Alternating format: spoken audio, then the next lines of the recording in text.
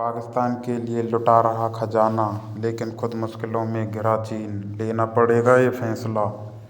कोविड-19 के बाद भारत ने G20 में सबसे तेजी से बढ़ने वाली अर्थव्यवस्था का तमगा हासिल कर लिया, लेकिन प्री कोविड दौर में दुनिया में सबसे तेजी से बढ़ने वाली इकोनॉमिक रहा चीन। अब भी रिकवरी की रफ्तार हासिल करने के लिए कड़ी मशक्कत करने के बावजूद इस मोर्चे पर लगातार असफल हो रहा है। अब तो हालात ये भी हो गई है कि भारत को मुकाबला करने के लिए मालदीव और पाकिस्तान जैसे छोटे देशों में किया गया भारी भरकम निवेश चीन के वर्ल्ड फैक्ट्री के ताज के लिए खतरा बन गया। वहीं दिलचस्प बात यह है कि जिस पाकिस्तान में चीन ने अरबों डॉलरों का निवेश किया, वो आज खुद कंगाल होने की कगार पर खड़ा है। अब मालदीव में $2 अरब निवेश करके चीन ने भारत का दखल कम करने का जो कुचक्र रचा है, वो भी भारत की नाराजगी के बाद मालदीव पर भारी पड़ने की आशंका बढ़ रही है।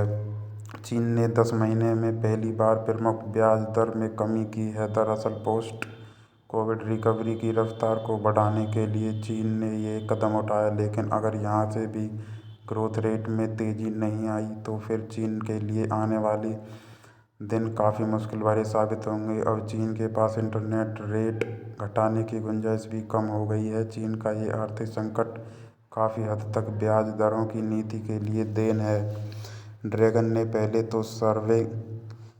तो सेविंग पर काफ़ी कम ब्याज दिए और अपने कारोबारियों को सस्ते कर्ज बांटे थे। चीन की सरकार की इन नीतियों को सेविंग से कम ब्याज की वजह से लोगों ने पैसे को बैंक में जमा करने की जगह पर घर में बचाना शुरू कर दिया था। इससे वहाँ पर कंज्यूमर स्पेंडिंग घट गई और अपनी क्षमता से कम डिमांड का असर वहाँ से आने लगा। निवेश की ऊंची दर ने बिगाड़ा ड्रैगन का खेल। चीन में GDP के 40% के बराबर रकम निवेश की जा रही है। निवेश की लिहाज से ये बेहद बड़ा आंकड़ा है कि खासकर चीन की औसत उम्र में हो रही बढ़ोतरी ने मद्देनज़र खराब फैसला ले लिया है। 2000 के दशक की शुरुआत में ये रेट चीन की युवा आबादी के लिहाज से बेहतर था, लेकिन अब बूढ़े होते चीनियों के बीच इतने बड़े निवेश से आउटपुट हासिल करना आसान नहीं है। ऐसा नहीं है कि ये संकट चीन को दिखाई नहीं दे रहा है, लेकिन ये संकट कुछ ऐसा था कि इसने आने में तो देरी की, लेकिन जब आया तो इतनी तेज़ी से फैल गया कि चीन की सरकार के पास कुछ संभलने के लिए वक्त नहीं मिला। कुछ साल तक चीन ने अपने रियल एस्टेट सेक्टर के बुलबुले के सहारे इसे थामने की कोशिश की, लेकिन जब यह फूटा तो फिर केवल रियल एस्टेट ही नहीं बल्कि देश की इकोनॉमी भी गहरे संकट में फंस गई। चीन की अर्थव्यवस्था पर आए संकट का असर धीमी होती विकास दर के तौर पर सामने आया।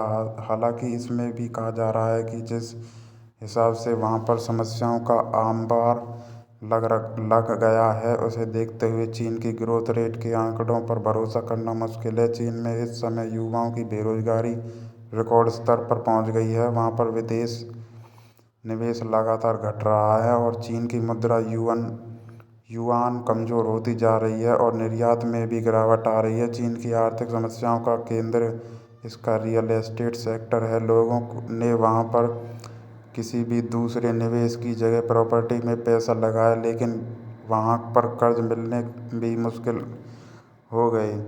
मार्केट डूबने की कगार पर पहुँच गए और संपत्ति के लिहाज से मालामाल होने वाले लोग घरों के दाम घटाने के लिए मजबूर हो गए, जिससे सबसे ज़्यादा नुकसान डेवलपर्स को हुआ। कुछ समय पहले तक रियल एस्टेट चीन की कुल संपत्ति का लगभग तिहाई हिस्सा होता था, लेकिन इसकी वैल्यू कम होने से चीन को ज़बरदस्त नुकसान भी हुआ है।